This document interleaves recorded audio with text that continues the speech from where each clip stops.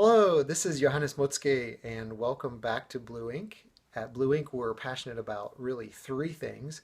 One is exploring potential, that's all about creativity, new ideas, sharing.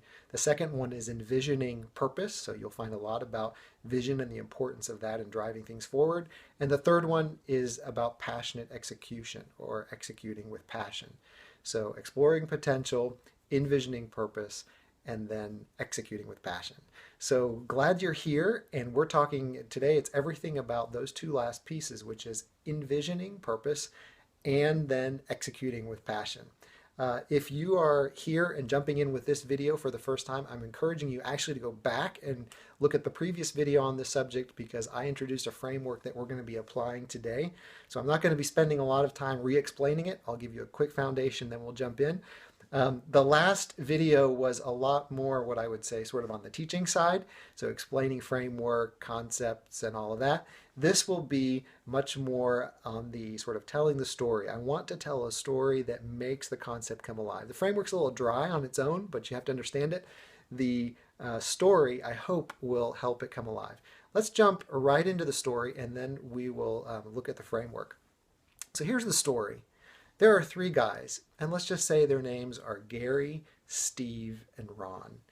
Gary, Steve, and Ron are young guys. They're passionate about the computer industry, about digital things. They have an idea. They really want to revolutionize the way the computer industry works.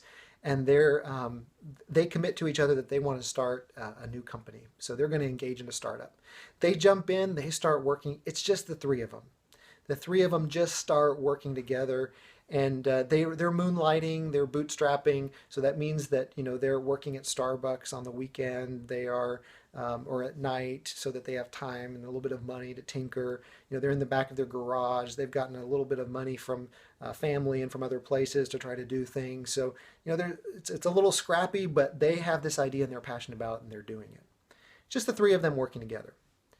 This company starts growing. They start thinking about, hey, we need to add somebody to our team. Not because we're getting lonely as the three of us, we need to expand the club, but we've got new work to do. We have to do more programming, and we're spending time talking to investors and whatever. Although we can program, we need more people. We need more people because there's programming work to do. The company explodes. The company booms. The company is successful beyond the wildest dreams of these founders. So now they have to add more programmers. Why? Because there's more programming work to do. And all of a sudden, because we're selling, we have to collect money. Now there's money to be collected. Now we need accountants. Then we also need to sell. We need to be out there. Not everybody that we're selling to lives right around us, so we need salespeople. So we need to add salespeople. Then we need to go and think about, wait a minute, we have a group of programmers, but they're doing different things. One group of programmers is more on the design side, so they're designing product. We have to get people to design things. The second group of programmers is sort of maintaining what we have or doing customer service, break and fix. So they're starting to divide up. All of a sudden, you have a lot of work that needs to be done, a lot of structure in place, and a lot of things happening. Let me go back to the framework for just a minute. But before I do that, let me let you in on a little secret. Gary, Steve, and Ron are the founders of Apple. Those were the names of the three founders. So there was Ron Wayne, Gary Wozniak, and Steve Jobs, obviously, and a lot of people know those three names, Steve Jobs mostly. But you can imagine that the three of them sitting together in a garage, living room, or wherever they were, that company looked a lot different from the Apple that you and I know today. And matter of fact, this is all being recorded on. So just to illustrate the point there. Now let's come back to the framework that I introduced in the last video. When Ron, Steve, and Gary were together in the back of their living room, they had an idea, they had a vision, and they were going to action right away. They were tinkering, they were, playing with stuff, they were showing friends. It was just the three of them. The three of them were working together, and it was very quick. They had an idea, they did it. They had an idea, they did it. They had an idea, they did it, back and forth. Then they said, you know what, we have to do a lot more programming than we can even handle, or we need a little bit of a different skill in here. So we have some work that needs to be done that we can't do or don't have time to do. already you see here on this continuum, these arrows represent processes or work. There's an extra bit of work that needs to be done. Not much, not much. Extra bit of work that needs to be done. Hey, we need to bring in another person. But it's because the action's driving that. So they're bringing in, they're identifying work that needs to be done. They're bringing in a person to do it. There's just 4 of them. Right now, it's very light. The first employee, they don't need a lot of processes. They don't need a lot of org charts. They probably all sit together anyway. Well, if I just fast forward, we don't have time to talk about the whole evolution of Apple. But if I fast forward, there's more and more work to be done. There's stuff to sell. There's stuff to design. There's stuff to fix. There's new products to develop. All this work that needs to be done. And as a function of that, a function of the work that needs to be done, they brought in people to do it. I don't know how many employees Apple has today, but I guarantee it's a couple of thousand of employees.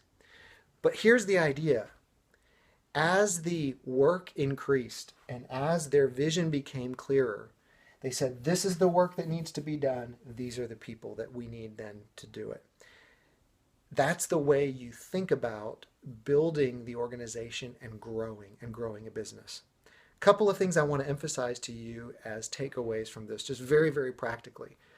First is creating structure is the key for growth. And that might sound so basic that you don't understand or that I am embarrassed to say it, but it's really true. And a lot of entrepreneurs miss this. Why? Because they love having an idea and doing it themselves, So structure, creating processes, creating an organization. If they don't do that, though, they become the constraining factor to their growth. And there are many companies, many startups that fail or can't grow because they can't create the structure for that to happen. And they can't take a step back and create a structure that allows them to scale and to become larger. Very important. The second thing is that when you have processes defined, then you can define the organization. The organization is a function of the work that needs to be done, which is a function of the vision. It's never backwards. Never start with the organization. I don't know how many clients I've had that have come to me and said, we need to reorganize because something's not working.